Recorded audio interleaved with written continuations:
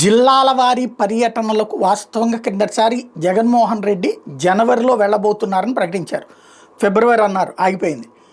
అప్పట్లో జగన్ జిల్లాలకు వెళ్ళబోతున్నాడు అన్నప్పుడు పవన్ కళ్యాణ్ తను వెళ్తున్నట్టు ప్రకటించారు.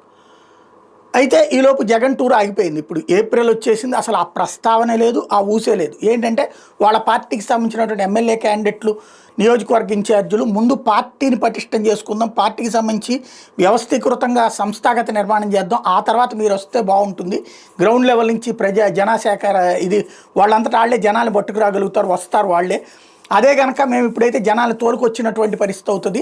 అట్లాగే కాకుండా అక్కడ గ్రౌండ్ లెవెల్లో మీరు తిరిగినప్పుడు ఈలోపు కొంత టైం ఇచ్చినట్టు ఉంటుంది, ఇప్పుడే తిరిగితే కరెక్ట్ కాదని చెప్పడంతో జగన్ జిల్లాల టూర్లు ఆగిపోయారు. అయితే పవన్ కళ్యాణ్ తన టూర్లు మొన్నటిదాకా తను చెప్పినటువంటిది జగన్ వెళ్ళట్లేదు కాబట్టి తను ఆగిపోయారు.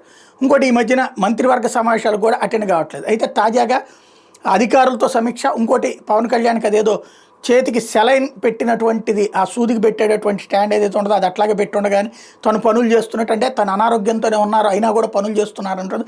మొన్నటి నుంచి వైరల్ చేసుకొస్తున్నారు జనసేనకు సంబంధించినటువంటి వాళ్ళు, ఇంత కష్టపడుతున్నావా అన్న అంటూ.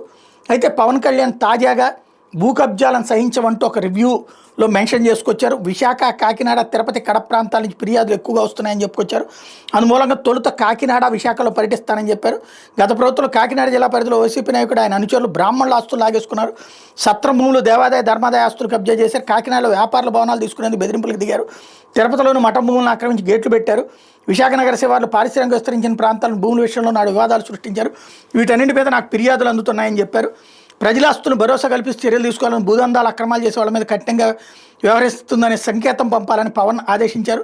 నేను స్వయంగా జిల్లా కేంద్రాలకు వెళ్ళి కలెక్టర్, జాయింట్ కలెక్టర్ సమక్షంలో ప్రజల నుంచి ఆర్జీలు స్వీకరిస్తా, వారి బాధలు తెలుసుకుని భరోసా ఇస్తా, ఒకవేళ కూటమి నేతలు భూ ఆక్రమణకు పాల్పడినట్టు తేలిన ఉపేక్షించను అని చెప్పుకొచ్చారు. ఇక్కడ సమస్య ఏంటంటే ఇప్పుడు ఈ నాయకులు కూడా చెప్తున్నారు కంప్లైంట్లు. ఈవెన్ జనసేనకు సంబంధించిన నాయకుల మీద కూడా కంప్లైంట్లు వస్తున్నాయి. అవి జనసేన మీటింగులు పెట్టినప్పుడు కంప్లైంట్లు వస్తాయా అన్నది ఓ పెద్ద ప్రశ్న.